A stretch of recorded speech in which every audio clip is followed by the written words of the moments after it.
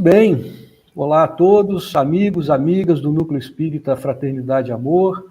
É uma alegria nos reunirmos mais uma vez para mais uma edição da Revista Espírita, desta vez a Revista Espírita de setembro de 1858, dando sequência aos estudos da Revista Espírita Online que estamos realizando aqui no NEFA, a cada mês, apresentando a Revista Espírita referente àquele mês, publicada no ano de 1858 por Kardec. Agradecemos a sua presença, a sua participação e agradecemos muito aqui a essa equipe que hoje vai refletir, estudar e apresentar de forma resumida os artigos da Revista Espírita, começando aí pelo Carlos Gomes.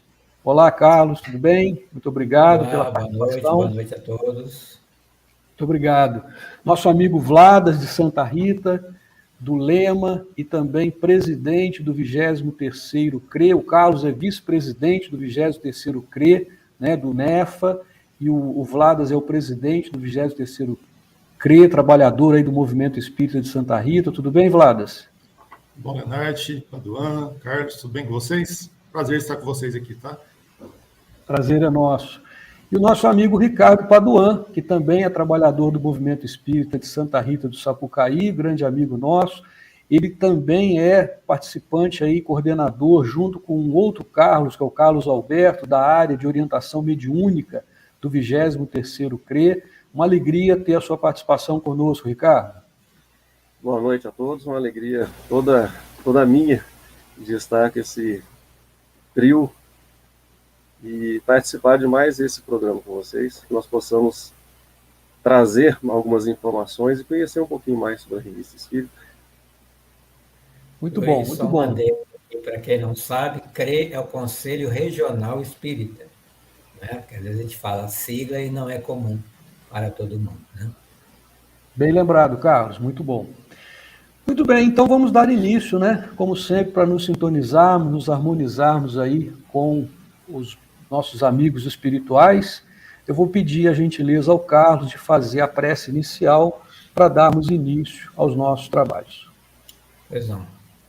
Então, eu convido a todos, a todas, nesse instante, a fecharmos nossos olhos, abrirmos o nosso coração e elevarmos o mais que pudermos os nossos pensamentos até o alto, até as mais altas esferas onde trabalham os espíritos missionários do Senhor, para, conectados com esses nossos irmãos e irmãs do bem e do amor, podemos ter a autorização para, nesse instante, em nome de Jesus, respeitando o que Kardec nos deixou com todo o seu trabalho, orientarmos-nos por essa revista e podemos divulgá-la dentro do nosso entendimento, da melhor forma possível, com o coração aberto e fraterno. Que assim seja. Que assim seja. Então vamos lá, vamos dar início. Essa Revista Espírita de setembro de 1858, ela tem exatos 8 artigos. Então, hoje aqui, cada um de nós vai explicar, vai resumir 2 deles, e, sendo necessário e havendo oportunidade, a gente vai comentando aqui, né, os artigos que cada um apresentar. Então, nós vamos dar início pedindo ao Vladas para apresentar o primeiro artigo desta revista, que se refere à propagação do Espiritismo. Vladas, fica à vontade, então. Bom, Leonardo, Carlos, Paduan, como eu disse, é um prazer estar com vocês aqui. Parabenizar, né, o NEFA por esse trabalho tão importante e importante para todo o movimento espírita, importante para nós, para a gente relembrar, repensar, estudar a Revista Espírita. Então é sempre uma alegria para a gente estar participando desse trabalho, né? É como se a gente estivesse junto com Kardec, né, na Revista Espírita. E o primeiro tema aqui que nos é colocado, né, dessa Revista Espírita de setembro de 1858, é propagação do Espiritismo. E um tema super importante, super relevante na época e super atual nos dias de hoje, né? Porque o movimento espírita está passando por um fenômeno de propagação, inclusive, muito interessante hoje. Inclusive, estamos, nesse momento, agora vivenciando um fenômeno novo de propagação da doutrina espírita, né? Que a gente está transmitindo aqui a doutrina espírita, a revista, por meio, né, no caso aqui do YouTube, né? Então isso é muito interessante. Mas o Kardec nos traz uma série de reflexões sobre a propagação da doutrina espírita, né? E ele nos chama a atenção, no início aqui, principalmente pelo seguinte, que pensou-se, imaginou-se que a doutrina espírita ia se propagar principalmente ou primordialmente pelos fenômenos materiais que ocorreram e ainda ocorre até hoje, né? E a ideia era essa. Então, por exemplo, vamos imaginar assim, se um médium materializasse ou desmaterializasse um espírito, ou qualquer fenômeno, né, que envolvesse a doutrina espírita ali, fenômeno que deixasse evidente a presença dos espíritos, isso seria o grande chamativo. E como, de fato, isso realmente foi um chamativo, né? Só que Kardec nos traz uma reflexão importante, né, que hoje eu acho que ela é bem ratificada pelo que a gente vê no movimento espírita atual, que é o seguinte, que existe, né, além das questões dos fenômenos físicos, existe o fenômeno científico, o fenômeno moral da doutrina espírita, que esse sim é o grande baluarte da doutrina espírita, né? E ele nos traz, inclusive, uma historinha muito interessante da macaquinha, do macaco e do nós, né? Essa historinha basicamente é a seguinte, né? Então tinha um nós ali, a macaquinha foi comer o nós, estava com a casca meio verde, mastigou ali e jogou fora porque estava ruim, né? O gosto não estava bom. E o macaco, né, que era já mais experiente, né, mais vivido, mais sábio, com mais reencarnações, ele não fala isso, né, mas ele pegou, viu o nosso, quebrou a casquinha e comeu a parte que estava dentro, né, que era a parte mais gostosa, e saboreou essa parte. Então eu penso, né, que essa reflexão que ele nos traz é justamente de nós buscarmos saborear o que está dentro da doutrina espírita, daquilo que está mais profundo na doutrina espírita, e saborearmos dentro de nós, saborearmos nos nossos corações. E aí o Kardec vai chamando a atenção, principalmente pela própria revista espírita, né, que com poucos meses de existência já tinha milhares de assinantes. Então isso é bastante interessante, né? Assim, já teve várias pessoas assinando e participando da revista espírita de vários locais do mundo. E ele cita alguns aqui, que eu vou citar aqui, como Paris, Escócia, Holanda, Bélgica, Prússia, Moscou, Nápoles, Florença, México, Xangai, até Xangai, gente, Canadá, Estados Unidos. Ele não cita o Brasil aqui, mas com certeza devia ter também, né? E ele fala para nós, né, que as raízes do espiritismo estavam se alicerçando em todo o planeta. E quando eu estava fazendo essa leitura, me veio uma reflexão assim, que eu não sei se vocês já tiveram, que será que Kardec imaginava, né, que a raiz mais forte, ou a rama mais forte da raiz, iria fixar no Brasil, né? Será que ele tinha alguma intuição? Vocês conhecem alguma coisa disso? Não, né? Acho que nunca teve nenhum elemento nesse sentido, né? Mas é uma coisa curiosa, né? De repente, ele nunca passou pela cabeça dele, né, que o Brasil, que é um país que era um país em desenvolvimento, né, menos materialmente evoluído que os outros, né, e em todos os sentidos, iria ser a grande raiz ali, que iria não só entremear pela terra, né, fértil do espiritismo, mas também gerar ramas, né, que esses ramos e essas sementes pudessem depois ser replantados, como está sendo hoje, né, nos outros países, né? Então, esse é um ponto bastante interessante, né, que a gente começa a pensar aqui sobre essa temática, sobre essa primeira parte. E só para a gente estar concluindo aqui, né, o Kardec deixa claro, então, que o maior fenômeno da doutrina espírita é o fenômeno da ciência e da moral, né? E eu fecho a minha apresentação com uma pergunta-reflexão, né? Eu deixo aberto aí para vocês. Chico Xavier, ele era o quê? Um fenômeno físico, um fenômeno científico ou um fenômeno moral? a gente... como que a gente classificaria o Chico Xavier, né? E eu comecei a refletir nisso. Poxa, o que o Chico Xavier é, né? E aí a gente encontra nele um fenômeno físico presente, talvez na maior extensão que a gente possa conhecer no planeta Terra, né, em termos de fenômenos mediúnicos. Temos um fenômeno moral profundo no Chico Xavier, né? Fenômeno moral profundo. E temos um fenômeno científico profundo. Então, a gente tem um trio aí, científico e filosófico, né? Um trio assim, muito alicerçado. Então, ele conseguiu, ele não desprezou, né? Vamos imaginar assim, a missão dele foi tão completa que não desprezou o fenômeno físico, como também um elemento importante aí, mas completou com o fenômeno moral, com o fenômeno científico. Com as mais de 450 obras dele, está evidente ali esse casamento do fenômeno físico com o fenômeno moral, com o fenômeno científico e fenômeno filosófico. Era isso a minha colocação, deixa aberto se vocês quiserem complementar. Na verdade, ele sintetizou a doutrina espírita nele mesmo, né? No comportamento, na sua obra e em toda a sua vida. Agora, a questão científica, faltou um estudo, né, mais objetivo sobre o seu trabalho.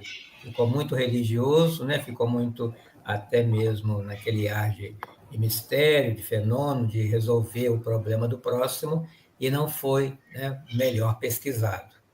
Mas que bom que ele existiu, né, entre nós. E essa reflexão, essa questão que o Vladas coloca no final sobre o Chico, é interessante que especialmente pela notadamente desenvolvimento moral, né, das suas qualidades, da sua humildade, do seu trabalho, da sua caridade, ele é reconhecido, inclusive, muito fora do movimento espírita por outras religiões, porque mesmo aqueles que não acreditam na mediunidade, né, na capacidade da comunicação do Chico com o mundo espiritual, reconhecem a pessoa, o ser humano bom, que foi caridoso, né, esse exemplo moral que o Vladas falou, e que tanto contribuiu nesse tema de propagação do espiritismo no Brasil. E talvez até, com toda certeza, o Chico foi um deles, tem vários no Brasil que contribuíram e levaram o nosso país a difundir, a propagar tanto a doutrina espírita, atualmente, muito mais até do que na própria França, onde ele nasceu, se originou. Não é isso? Muito bom. Só para fechar, assim, se a gente pegar as obras dele, a gente vai encontrar elementos científicos da história da religião, científico com relação a questões físicas, questões de todas as áreas pedagógicas, de todas as áreas da ciência, vinculadas, entrelaçadas profundamente, né, com a doutrina espírita, né? Então, realmente, foi um ser completo aí que talvez não, com certeza a gente tem que agradecê-lo, porque talvez sem ele a gente não estivesse aqui hoje, né, trabalhando. Sem dúvida. Muito bom, Vlad. Muito obrigado aí pela... filosófico, né? Eu acho que fica agora por nossa conta, da gente reconhecer tudo isso. Sem dúvida, Ricardo. Veio o exemplo, aí teve que, de tantos outros, vir o Chico Xavier para nos dar exemplo de novo e para ver se a gente consegue tirar proveito desses ensinos. Né? Então agora fica por nossa conta. A bola está com a gente agora, né, Ricardo? Com certeza. Vários aí que tem essa missão, né, inclusive falando assim, só para fechar agora essa primeira parte, a propagação do espiritismo, nós temos aqui representantes, né, na nossa região, voltando a falar da importância desse trabalho federativo, né, do movimento espírita, do 23º Conselho Regional Espírita aqui na nossa região, que tem por objetivo fazer isso, congregar esse movimento, divulgar o espiritismo, manter essa propagação da doutrina espírita. Não é isso? Muito bem. Então vamos ao segundo artigo da Revista Espírita, que vai ser agora explicado pelo nosso amigo Carlos, e vai trazer para a gente aí um aviso de além-túmulo. Que aviso é esse, Carlos? Muito bem. Os jornais da época, eles publicavam algumas histórias, né, historietas, ficção ou realidade, né, que era comum, como um folhetim. E Kardec, ele não perdia, né, nenhuma oportunidade de ensinar, né, como pedagogo, como professor, né, que continuou sendo, ele republicava essas historietas na Revista Espírita para aproveitar algum ensinamento, né? Então, nós vamos encontrar nessa revista de setembro de 1858 a seguinte história, que já tinha sido publicada em outro jornal. Diz a história que um homem viajava para a Itália e, ao hospedar-se, né, numa pousada, durante a noite, né, muito cansado, né, era viajante, ele dormiu e, de repente, ele percebeu no quarto um espectro que se levantou da sombra e veio caminhando com passos pesados em direção à sua cama, parou rente à cabeceira e ele viu que era um homem, né, de meia idade, cabelos grisalhos, mas ele percebeu que ele tinha a garganta cortada, né, com algumas feridas ali abertas, e aquele susto, né, ele viu que o homem ficou em silêncio, olhando fixamente para ele, e de repente ele falou, né, com uma voz surda: eu te conheço, você soldado como eu, homem de coração, incapaz de faltar com a palavra. Então eu quero lhe pedir um serviço que muitos prometeram, mas não cumpriram. E aí ele narra: há 3 semanas fui morto pelo hospedeiro dessa casa, ajudado por sua mulher, e o meu cadáver está escondido sob um monte de lixo à direita, no fundo do galinheiro. E eu quero que você, amanhã, vá procurar a autoridade aqui do local, traga 2 policiais aqui para interrogar esse casal, e eu tenho certeza que eles vão se trair. Adeus. E o rapaz, ao despertar pela manhã, ele se lembrou, né, que tinha acontecido. Mas ele ficou pensando: não, foi só um sonho, não tenho que me incomodar com isso. E seguiu viagem. Em outra noite, hospedado, né, em uma outra casa, assim que ele acabou de fechar os olhos, novamente o espectro se levantou da sombra e veio até ele, agora com um ar triste, mas com tom ameaçador. Eu me admiro ver um homem como tu faltar ao dever. Esperava mais de sua lealdade. Meus assassinos estão vivos e estão em paz. Minha vingança está em tua mão. Em nome da honra, eu te intimo a retornar até lá e fazer o que te pedi. O hóspede, então, passou a noite inquieto, né? Não conseguia dormir direito, não sabia se era sonho, se era realidade. E, ao amanhecer, novamente pensando no que tinha acontecido, ficou com vergonha, ficou com medo e seguiu viagem. Terceira noite, terceiro local onde dormiu, volta o espectro, agora com uma maior ameaça. E parece que teu coração é como o dos outros, insensível. Venho te pedir pela última vez: ou você retorna até lá onde se encontra o meu corpo, ou será um maldito. Aí, dessa vez, o viajante resolveu cumprir o que lhe fora pedido, voltou até o local, foi ao magistrado, solicitou os soldados, e ao chegar em casa, o casal se empalideceu e acabou confessando o crime, como se alguma força, né, os incitassem a falar a verdade. E aí, à noite, esse viajante, agora seguindo viagem numa outra cidade, o fantasma aparece mais uma vez. Não estava mais bravo, mas estava agradecido. Obrigado. Quero reconhecer o serviço que me prestaste. Me mostrarei a ti mais uma vez, mas será 2 horas antes da sua morte, para lhe advertir. Passaram-se 30 anos e a visão não mais se repetiu. No entanto, num jantar com os amigos, esse nosso amigo, né, nós estamos chamando aqui de hóspede, ele se lembrou que esquecera alguma coisa, né, no quarto em cima e subiu as escadas, foi até o seu quarto. Chegando lá, ele entrou, né, sem acender a luz para buscar o que ele precisava e, de repente, ele vê, né, esse fantasma aparece para ele, não pronuncia nenhuma palavra, não faz nenhum gesto e desaparece em seguida. E ele se lembra do que ele havia prometido há 30 anos. E aí ele volta para o salão, como se nada tivesse acontecido, conversa normalmente com os amigos, Mas depois que a festa acaba, os convidados vão embora, ele organiza, né, todos os seus papéis, deixa tudo em ordem, né, pelo sim, pelo não, e quando ele vai dormir, abre a porta do quarto, ele leva um tiro e acaba, né, falecendo ali mesmo.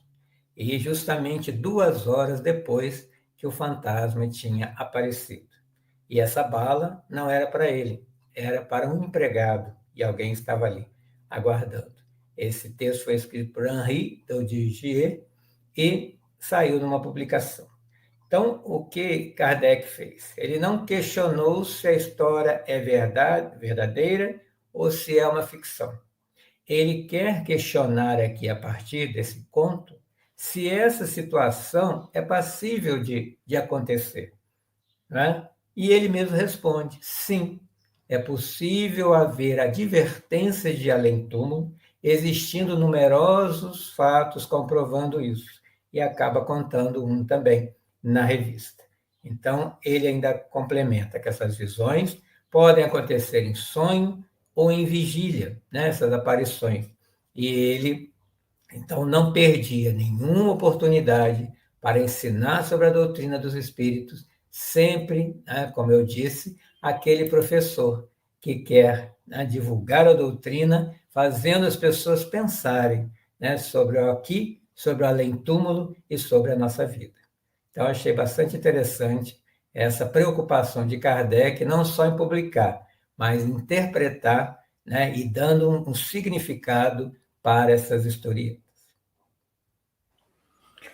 Interessante, né, Carlos, que nas várias revistas espíritas que a gente já estudou, e inclusive nas próximas, ele sempre traz esse tipo de relato, né, de casos, de situações que naquela época ele pesquisava e ele tinha esse caráter científico de pesquisar, de estudar casos como esse que você relatou, né, para verificar e tentar interpretar, entender e verificar, inclusive, a veracidade daquilo que estava acontecendo. Muito bom. Alguém gostaria de comentar esse caso? Vladas, Ricardo, tudo bem? Eu acho que foi muito bem apresentado aí, né, pelo Carlos, podemos dar prosseguimento. Mais um artigo interessante, e como a gente sempre fala aqui, a nossa intenção com essa revista Espírita Online é apresentar, como o Carlos fez, de uma maneira resumida aquilo que está no artigo. São artigos, inclusive, pequenos, fáceis de ler, né, e estimular que todos também leiam depois a revista Espírita e leiam detalhadamente esses artigos e essas histórias que lá estão. Muito bem, então vamos dar continuidade.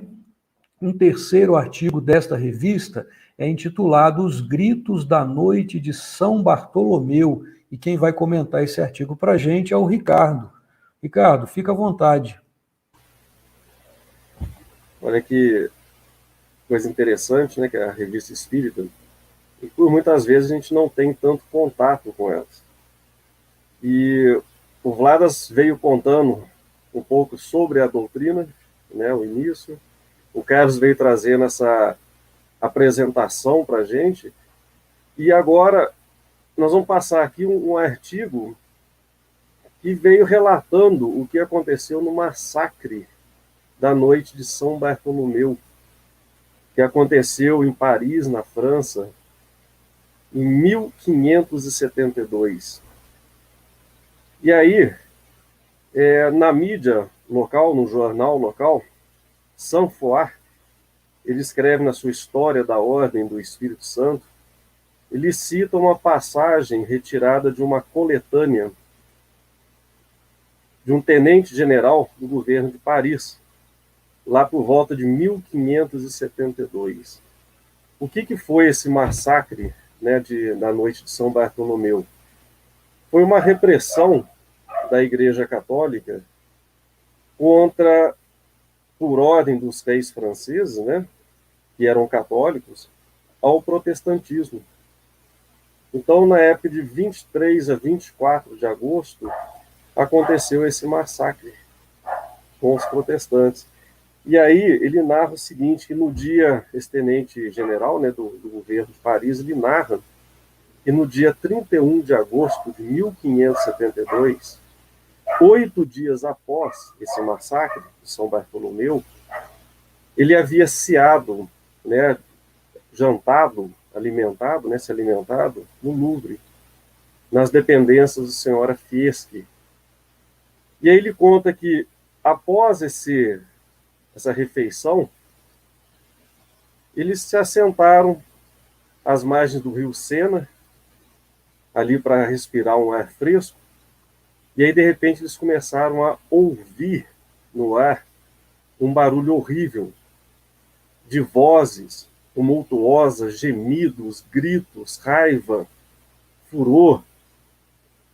E ali eles tomaram de pavor. Eles ficaram imóveis, tomados de pavor ali, olhando um ao outro de instantes, olhando, procurando de onde que vinha aquele barulho todo. E aí ele relata que esse barulho todo, esse vozerio, esses gritos, tenha durado cerca de meia hora. Agora eu fico imaginando você ali à beira do rio Sena, naquele silêncio, naquela nostalgia, você começar a ouvir gritos, você começar a ouvir gemidos. E aí, mesmo que ninguém tenha comentado nada entre eles ali, eles não sabiam o que era, eles ficaram imaginando o que poderia acontecer. Na doutrina espírita, nós temos, dentro das mediunidades, de pneumatofonia ou de voz direta, que são aqueles sons que surgem num determinado ambiente e são escutados por todos que ali se encontram, independentes de serem médiuns. Então é uma mediunidade de efeito físico que relata-nos, nesse caso, nesse artigo, que todos ali os presentes ouviram essas vozes. E aí, eles percebem que essas vozes eram daqueles que foram assassinados nesse massacre. Então a gente percebe claramente a relação do plano espiritual com o que nós chamamos aqui de plano material, onde nós estamos. E aí esse fato vem afirmar o que Kardec depois veio nos ensinar, veio nos comprovar através da mediunidade, que é da voz direta, a pneumatofonia. E é interessante que depois tem uma observação que eles, após algum tempo, eles relatam na revista do mês de janeiro, eles relatam também um caso da história do fantasma da senhorita Claron, relatada em nosso número do mês de janeiro, com a diferença de que, nessa ocasião, um único espírito se manifestou durante 2 anos e meio. E aí, nessa comparação com a noite de São Bartolomeu, diversos espíritos se manifestaram. E ele fala também que o rei, né, o Carlos IX, ele saltou da sua cama, fez-se levantarem todos os que estavam no seu quarto e verificasse que ali, o que estava se passando por ali. E aí ele ordenou que esses massacres acabassem. E logo após esta ordenação, né, essa ordem, as vozes cessaram. Então, quantos relatos nós temos ainda hoje, até hoje, em que nós vimos casos em que nós tivemos essas vozes diretas, essas vozes dos espíritos, se comunicando no ambiente, como Carlos, relatando também no artigo que ele passou para a gente aqui agora, desse apelo, dessa forma de comunicação em que a espiritualidade tenta ter para conosco. E não só, nesse caso, de desespero, de agonia, mas que por muitas vezes tentam nos trazer alguma informação para nos orientar. Então que fique esse artigo como um alerta para a gente das nossas ações que nós estamos fazendo porque essas vozes ficam no nosso íntimo. E que nesse caso de São Bartolomeu, desse massacre que teve lá, né, tem números assim variados, de 2.000 a 10, 30 mil pessoas que foram assassinadas nesse dia, e a tristeza que elas estavam, o desequilíbrio que elas estavam. Então esse artigo ele traz esse relato para que nós tenhamos também um pouco mais de consciência do que nós estamos fazendo, para que a gente possa ter essas percepções de coisas boas também, né? É isso.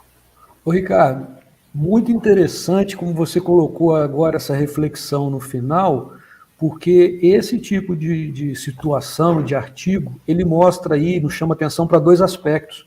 O fenômeno em si, quer dizer, essa comunicação dos espíritos através da voz direta, que é diferente, né, quando o médium consegue ouvir os espíritos, e aí é um médium que tem a capacidade ostensiva de ouvir um ou mais espíritos, que não é o caso. Nesse caso, eram pessoas que estavam ali, que várias pessoas, independente da capacidade mediúnica ostensiva, né, da audição, elas percebiam aquelas vozes, elas escutavam aquelas vozes, né, que é o fenômeno da voz direta, que não é um fenômeno assim tão comum e tão frequente, mas existem diversos relatos desse. Esse é um aspecto. E o segundo aspecto que você mencionou é o que esse fenômeno e o que esse caso em si nos traz de ensinamento e de exemplo, né? O que esses espíritos estão querendo dizer? E aí eu volto na questão que o Vladas colocou, que é o âmago da questão, que é o núcleo da questão, que é a parte principal que a gente tem que analisar. Tem o fenômeno que mostra a continuidade, a presença de espíritos que estão se comunicando, mas além disso ele traz um significado, ele tem aí um chamamento para todos nós e uma mensagem, não é isso? Eu vejo muito aqui também no final que ele fala quando o rei Carlos IX, né, ele envia um destacamento dos seus guardas para impedir esse massacre, ou seja, o que nele se transformou? O que nele aconteceu para que ele tomasse essa decisão de encerra, há muito sofrimento, para com isso, né? Então isso para a gente é muito importante. E o que o Luiz falou, vamos nos lembrar que naquele batismo de Jesus por João Batista, né, aparece um espírito de luz em forma de pomba e todos ouvem uma voz, né? E eles atribuem a Deus, mas na verdade era esse fenômeno de voz direta dizendo: esse é meu filho amado. Né? Essa história que o Ricardo nos traz, que está na Revista Espírita, é repugnante, né? É o clímax de uma intolerância religiosa, né? Em nome da religião, você matar milhares de pessoas, né? E então é para a gente pensar, né, até onde vai, né, a intolerância, o preconceito, o que é capaz de fazer. Vamos pensando. Sem me alongar aqui, porque a gente está, acho que, quase estourando o tempo, mas só para chamar a atenção, né, que é significativo que muitas almas, depois que desencarnam, principalmente em situações violentas como essa, elas ficam em sofrimento por não ter se preparado, por não entender a situação. E lembrando que, de forma diferente, estamos com um massacre só no Brasil de 600 mil pessoas, né?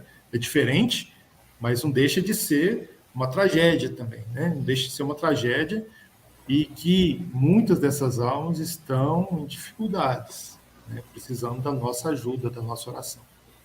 Não deixa de ser doloroso, né? Sem dúvida. Vamos lá. Muito bom. Então vamos seguir aqui o artigo que eu fiquei responsável por fazer aí uma apresentação, um resumo. Ele tem um título curioso, né? O título Os Talismãs, Medalha Cabalística. E esse título já chama atenção. Em primeiro lugar, vamos deixar, né, claro que no Espiritismo, na doutrina espírita, nós não adoramos, cultuamos nenhum tipo de objeto, coisas materiais. O talismã, né, que é o título aqui desse artigo, seria um objeto com algum tipo de poder mágico, de poder né, extraordinário. A medalha cabalística, a gente já vai entender o porquê desse título, né, e o que isso tem a ver com o espiritismo, se é que tem a ver. É uma medalha que tem uma série de sinais, com planetas, com números, com conexões, e que, para muitos, ele tem um significado oculto, tem alguma interpretação. Em primeiro lugar, é importante quando a gente diz que isso não tem relação com o espiritismo, nós não estamos querendo ser melhores ou piores do que ninguém, não.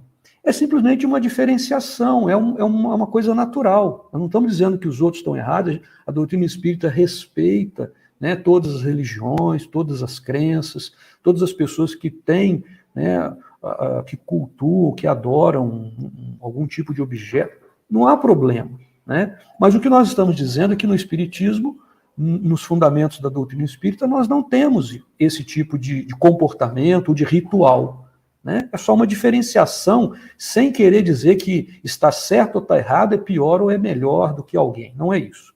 Bom, o que acontece nesse artigo? Kardec faz um relato de um senhor, que ele não coloca o nome por uma questão até de respeito, de ética, né? Ele identifica como senhor M, um caso real, que havia comprado uma medalha de prata que continha diversos sinais, planetas, né, umas conexões, e ele chamava isso de medalha cabalística. E segundo a pessoa que vendeu nesse antiquário, essa medalha teria poderes mágicos, entre eles de atrair e de evocar espíritos. E essa pessoa comprou essa medalha. Apresentou essa medalha a diversos médiuns naquela época, e veja, ali naquele período, né, o espiritismo estava iniciando. Então, apresentado a diversos médiuns, ele teve respostas diferentes e contraditórias sobre aquela medalha. Então, cada um dizia uma coisa. Então, um dizia que aquela medalha ela tinha realmente a capacidade de evocar espíritos, outro dizia que aquela medalha poderia ser magnetizada, aquela medalha servia para cura, ela servia para sonambulismo. Enfim, ele foi ouvindo diversas respostas diferentes de médiuns àquela época, né, sobre o significado, o que é que aquela medalha, aquele talismã poderia fazer. E essa pessoa resolve apresentar essa medalha a Kardec. E Kardec, então, pedindo que Kardec consultasse os espíritos superiores sobre o real significado daquela medalha. E aí Kardec, já inicialmente, diz ao senhor M, pelo conhecimento, pela pesquisa que ele já tinha feito, e todo o conhecimento que ele já tinha naquela época, que os espíritos, eles são atraídos pelo pensamento. Que essa questão de objetos, de medalha, de talismã, de poder mágico, objeto material, não era propriamente o que atraía os espíritos. Que alguém com uma medalha daquela, pensando no espírito, ele estaria atraindo pelo pensamento e não propriamente pelo objeto. Ele faz toda uma explicação, uma explanação, né, sobre essa questão.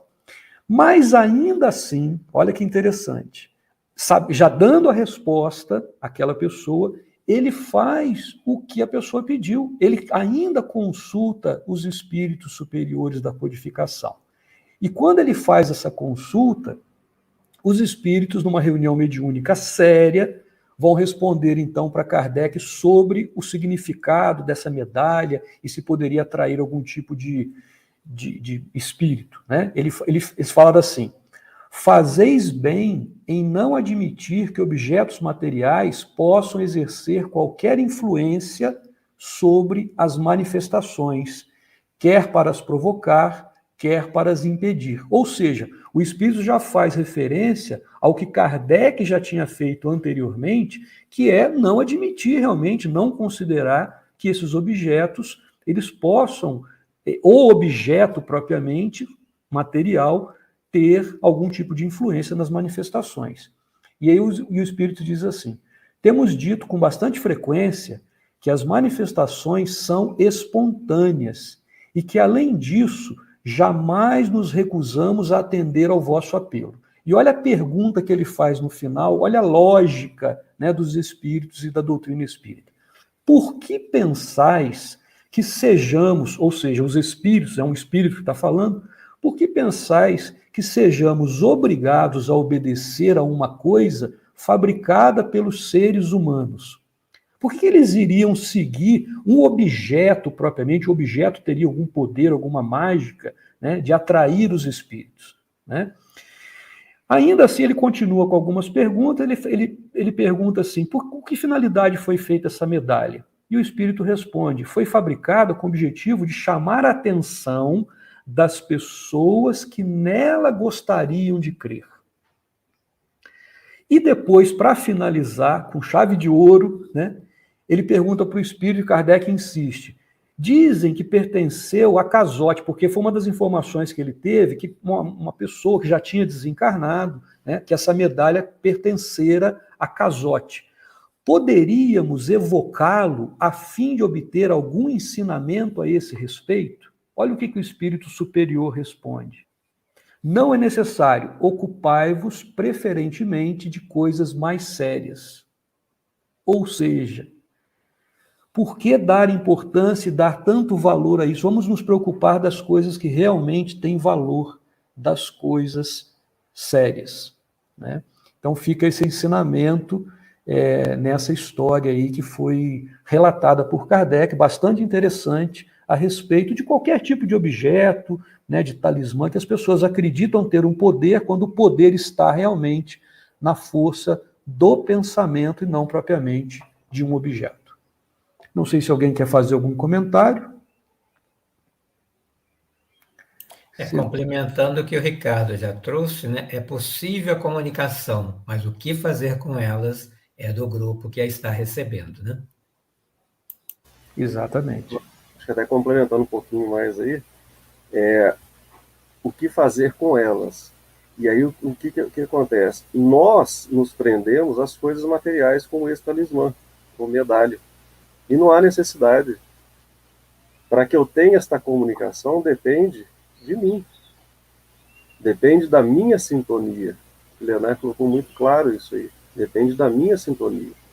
E não de objetos materiais, e esses objetos têm valor somente para mim, e não para os espíritos. Não é isso? Ô, Ricardo, e aí, só para não estender muito em função do tempo, nesse artigo, o Kardec faz um comentário interessante, que assim como aqui, entre os encarnados, tem pessoas que se ligam e acreditam nisso, quando essas pessoas desencarnam, elas continuam acreditando. Então, espíritos inferiores, eles vão se prender e vão se ligar a alguns objetos, mas não é pelo objeto, mas porque eles têm aquilo, eles têm, né, acreditam que aquele objeto tem algum significado, porque já acreditavam antes. Quando esse objeto não é necessário para que eles se comuniquem, para que eles estejam em algum local, é o pensamento. Mas eles continuam acreditando naquilo, mostrando ainda a sua inferioridade, né, e muito ligado às coisas materiais. Muito bom. Qualquer um desses artigos aí daria para a gente ficar comentando aqui bastante, mas a gente tem né, mais 4 artigos pela frente. Então nós vamos agora fazer aí mais uma segunda rodada, com mais 4 artigos dessa revista, e o Vladas agora vai falar sobre um artigo que é intitulado Platão, Doutrina da Escolha das Provas. Beleza, vamos falar um pouquinho então desse artigo, né? Como o próprio nome aqui já deixa bem claro, né? Quer dizer, é um artigo no qual ele se refere a alguns filósofos, entre eles o Platão, né? E a relação deles com a doutrina da escolha das provas. Ele basicamente cita 2 principais filósofos aqui, que é o Sócrates e Platão. Eu trouxe aqui, só por curiosidade, né? A gente lembrar aqui, né, de quando esses personagens estiveram aqui no nosso planeta. O Sócrates nasce em 470 a.C. e morre em 399 a.C., ou seja, com 71 anos. E o Platão nasce em 430 a.C. e morre em 347 a.C., com 83 anos. Né? E uma curiosidade, né, o Sócrates tem aquela frase famosa dele, que está totalmente relacionada com a doutrina espírita, que é Conhece-te a ti mesmo, né? Que, na verdade, é muito profundo, né? E é o que a doutrina espírita tem de mais forte, né? A doutrina espírita, ela nos estimula todo momento no nosso autoconhecimento. E Platão, ele tem uma curiosidade também aqui, que em 387 a.C., né, ou seja, com 43 anos, ele funda a primeira universidade do planeta, né? Então, olha que interessante, né? Então, são filósofos, né, que tinham um cabedal de conhecimento gigantesco, né? Um período bem anterior, antes de Cristo, quase 500 anos antes de Cristo, no caso de Sócrates. Quer dizer, é muito tempo, né, antes de Cristo. Quer dizer, é uma preparação mesmo para a vinda do Cristo e, posteriormente, para a vinda da doutrina espírita. E o Kardec, ele chama atenção nesse artigo para uma coisa, que é o seguinte, que o Kardec, humildemente, fala assim, olha, eu não tinha conhecimento, né, de que esses filósofos abordassem, ou tivessem abordado algumas temáticas relacionadas à questão da reencarnação. Ele foi descobrir isso com os espíritos. Então, ele deixa isso claro, né, e, que é uma coisa interessante, né, quer dizer, mostrando que ele não imaginava isso. Não é que ele não conhecia os filósofos, ele não conhecia essa abordagem, né?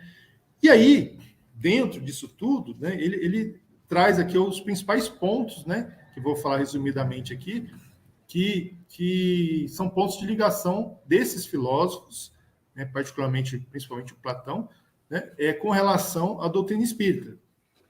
E olha que interessante, né, quais os apontamentos que eles nos trazem. Um deles é a sobrevivência da alma.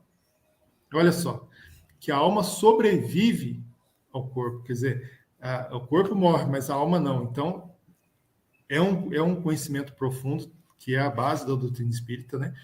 O outro ponto é a própria reencarnação, ou seja, nós estamos aqui periodicamente, né, até que possamos evoluir, compreender, amadurecer e superar as nossas dificuldades. Então, a reencarnação, eu fico imaginando, né, se até hoje, para algumas pessoas é tão difícil entender a reencarnação, tão forte, né, nos dias de hoje, 500 anos praticamente, 400, 500 anos antes de Cristo, quer dizer, eles trazerem isso é um negócio bem interessante, né? Assim, imagino que deve ter chacoalhado bastante a cabeça do pessoal.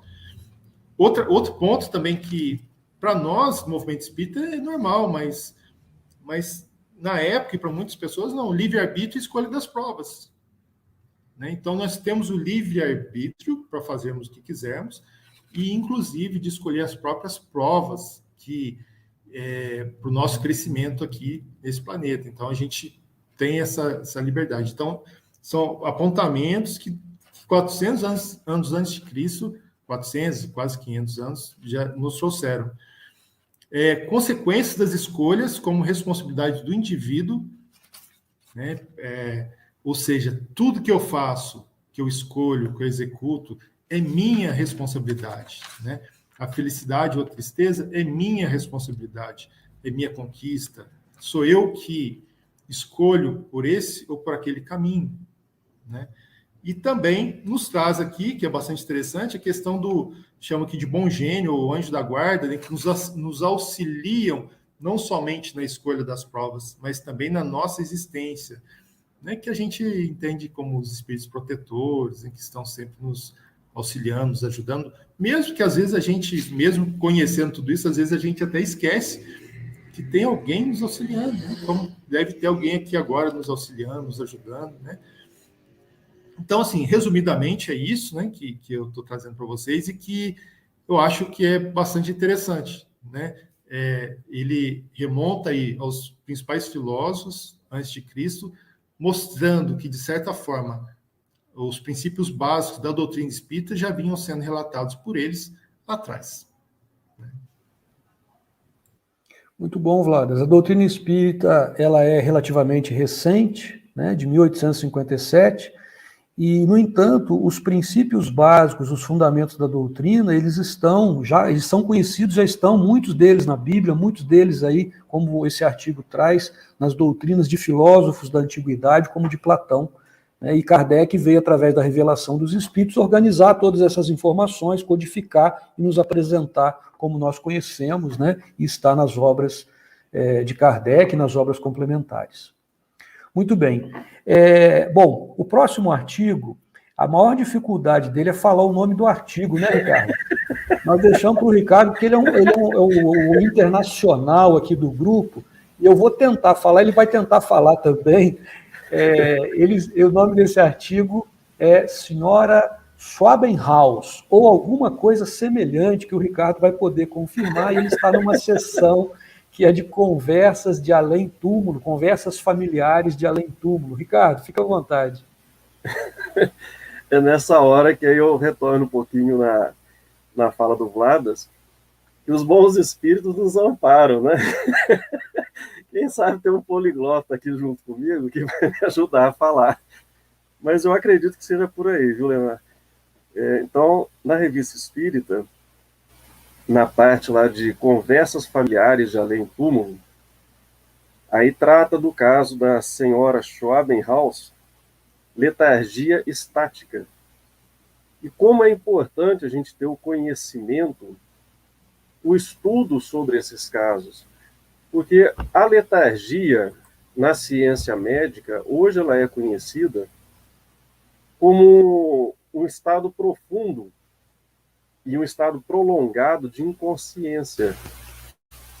Então, ele é muito semelhante ao sono profundo que nós temos. Só que a pessoa pode ser despertada e ela dá a impressão de estar morta.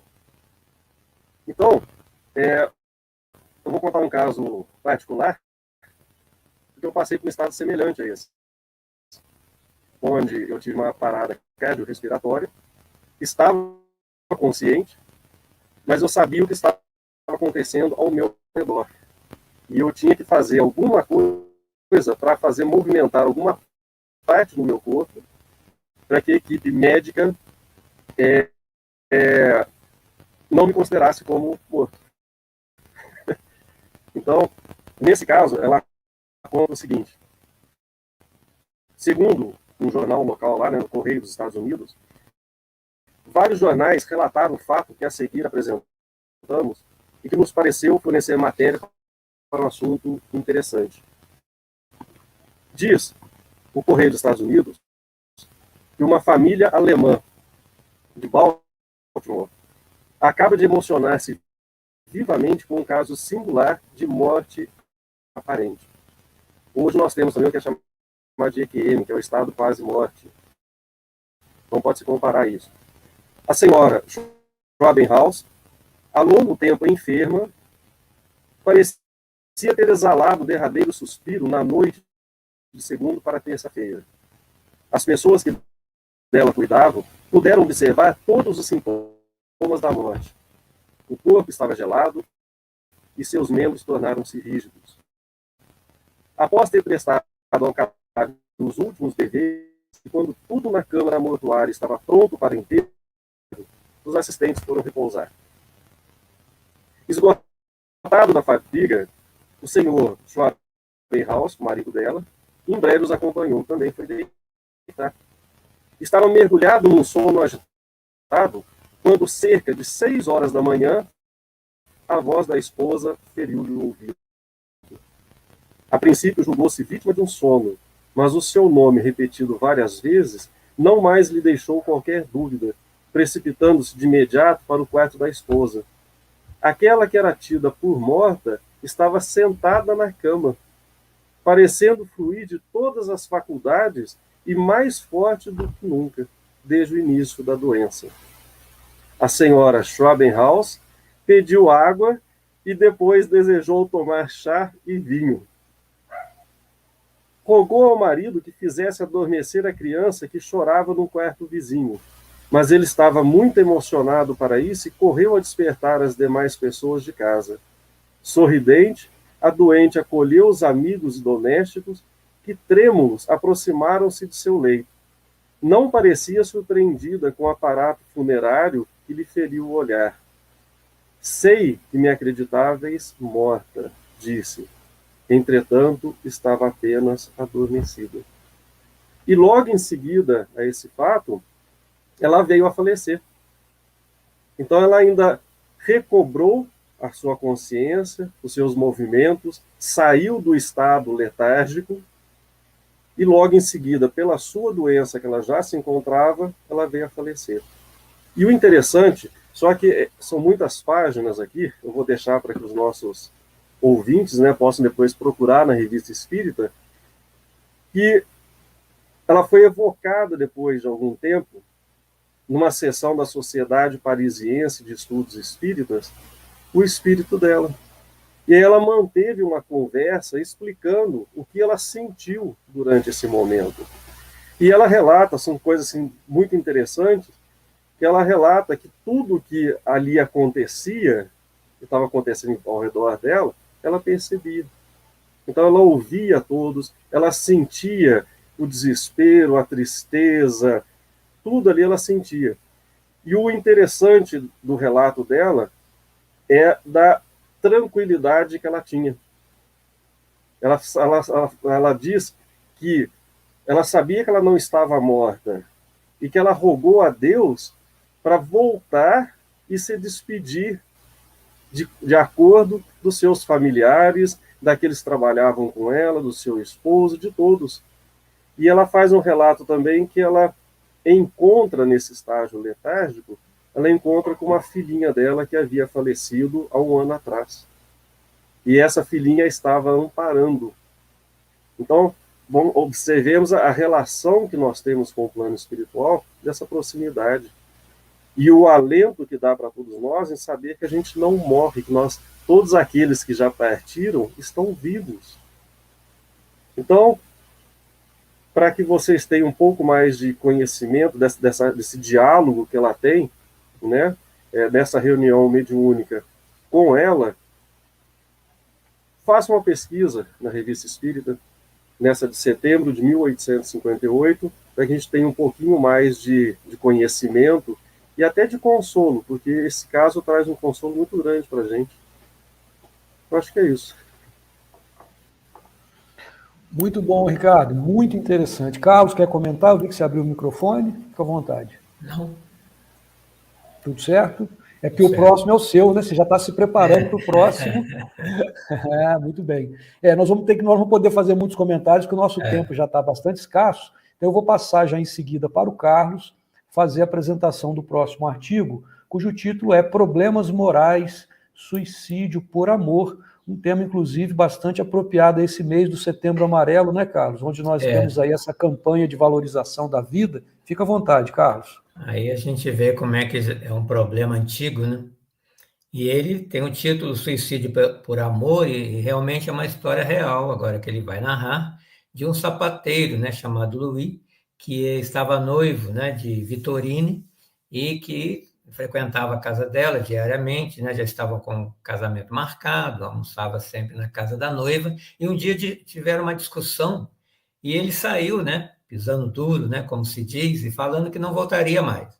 Mas no outro dia se arrependeu e voltou para pedir desculpas, né, falando que a amava, que queria reatar, né, com ela, mas ela estava irredutível, ela não aceitou, nem abriu a porta para ele, né? Então ele ficou bastante revoltado e ela ouviu ele dizer, né, adeus, sua malvada, adeus para sempre, tratai de encontrar um marido que vos ame tanto quanto eu. E logo em seguida ela ouve, né, um gemido abafado e depois um barulho como se fosse um corpo caindo, mas na cabeça dela ele tinha sentado ali, né, na escadaria, esperando que ela abrisse a porta. E de repente ela escuta gritos, né, vindo da calçada, alguém pedindo socorro, e ela resolve abrir a porta. Quando ela abre, está lá, né, o seu ex-noivo, né, estendido no chão, né, estava já morto, mas com uma faca cravada, né, no peito, e não tinha mais nada a ser feito. Isso aconteceu em abril, né, de 1858, e Kardec tinha um hábito de, quando acontecia uma desencarnação, principalmente, né, um caso como esse, de, numa reunião séria, né, na Sociedade Espírita, evocar, né, e querer saber detalhes da questão espiritual. Então, lá os espíritos superiores se comunicavam E ele aproveitou, em agosto, né, já passado alguns meses, perguntar para o Espírito Superior sobre esse caso, se a jovem tinha responsabilidade na morte ou no suicídio do sapateiro. E ele responde que sim, porque ela não o amava. E Kardec, né, insiste em mais perguntas, dizendo, então ela deveria se casar com ele, né, para evitar essa infelicidade? E os espíritos dizem que, de qualquer maneira, ela iria se separar dele. Ela estava aguardando somente uma ocasião, né, porque ela não partilhava dos mesmos sentimentos que ele. Né? E Kardec, mais uma vez, vai perguntar, por causa da responsabilidade dela, o suicídio de Louis é desculpável? Olha o que eles respondem. É menos criminoso do que aquele que é planejado por querer libertar-se da vida por covardia. Então, veja que Kardec, né, depois vai acrescentar a essa resposta dos espíritos, dizendo que quando eles dizem menos criminoso, não quer dizer que ele esteja isento da sua responsabilidade também, né, que constitui falta, né, fraqueza para aquele que não sabe vencer as suas provas. E essa era uma prova que ele estava enfrentando. Né? E depois Kardec resolve evocar o espírito desse Louis, desse suicida, e pergunta a ele, que pensais da ação que cometeste? E ele responde, ainda bravo, Vitorina é uma ingrata, eu errei em me matar por ela, porque ela não merecia. E Kardec pergunta, ela não o amava? Ele responde, não. No início até acreditou que sim, ela se iludiu, mas na nossa discussão, ela, de certa forma, abriu os olhos, ficou até contente com o pretexto para se desembaraçar de mim. E Kardec, como pesquisador, vai fazer uma nova pergunta. Chegando à porta de sua noiva, você já tinha intenção de se matar se ela o recusasse? Ele diz, não, não pensava nisso.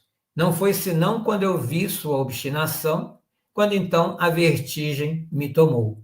Fiz mal, fui fraco, e disso carrego a pena. Veja bem, a paixão cega o homem e o leva a fazer tolices. Só o compreende quando não há mais tempo. Errei em abreviar minha vida. Sou infeliz e por isso estou sofrendo.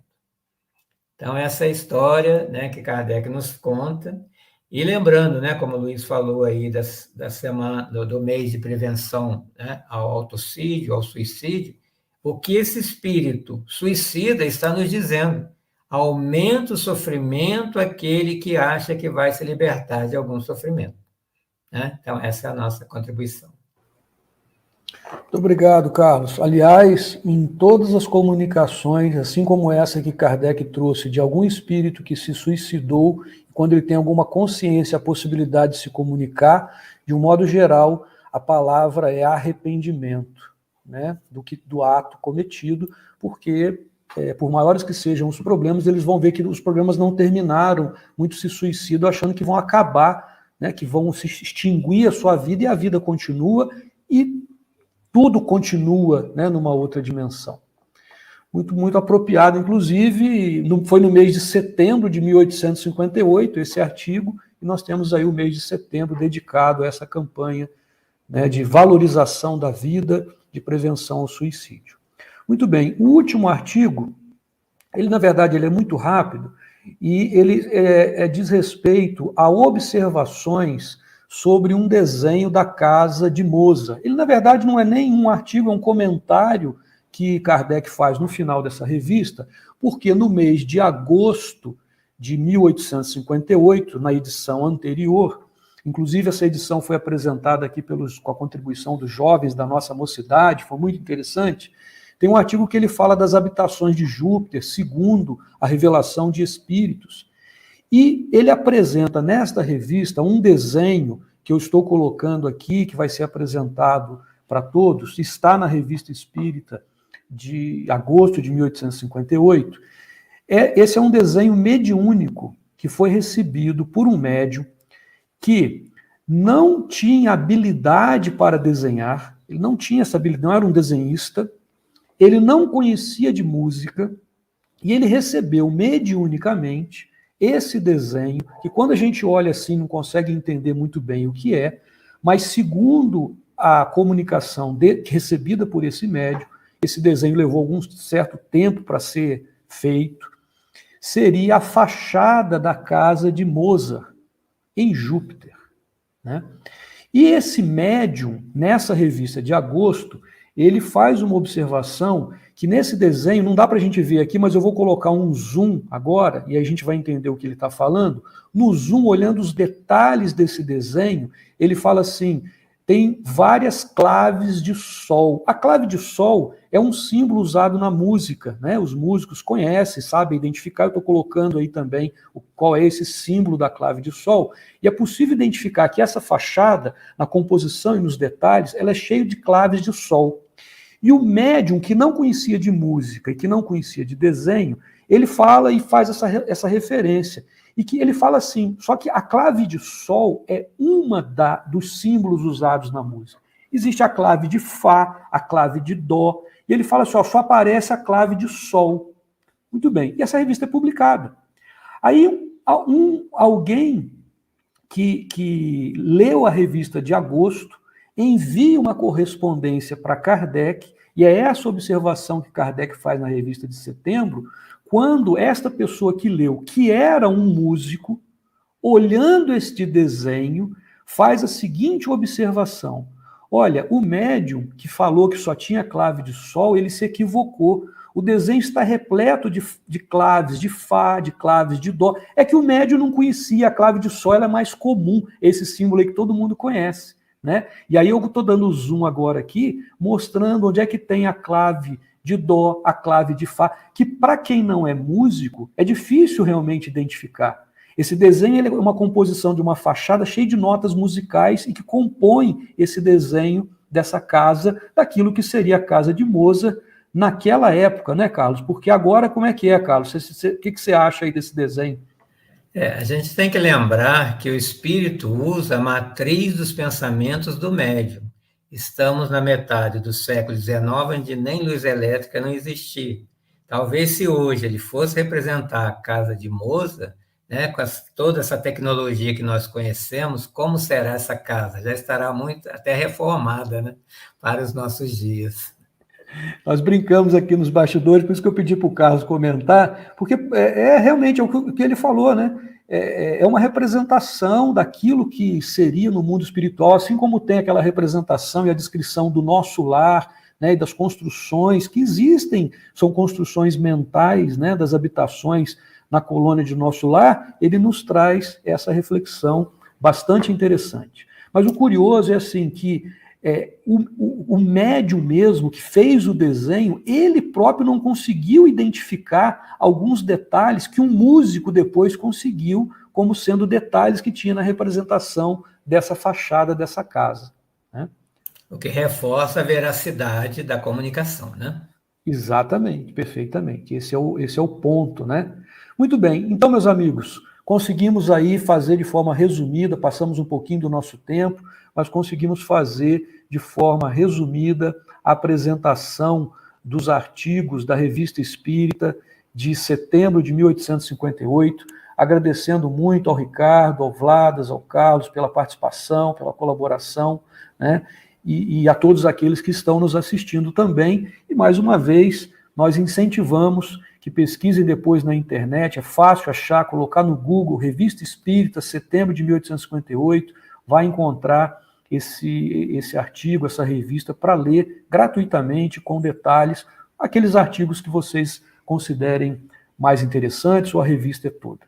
Então, muito obrigado a todos, e para finalizar, nós vamos pedir aí ao nosso amigo Ricardo Paduan para fazer a nossa prece de encerramento. Nesse momento, eu estou lembrando de um grande amigo nosso, um irmãozinho, o Fabinho. Ele falava assim que dentro da gente parece que está um vulcão explodindo de tantas coisas boas.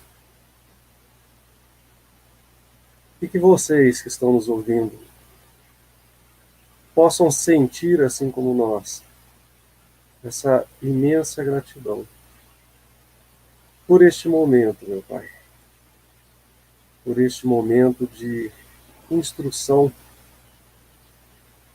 por este momento em que nós estamos imersos na doutrina dos Espíritos,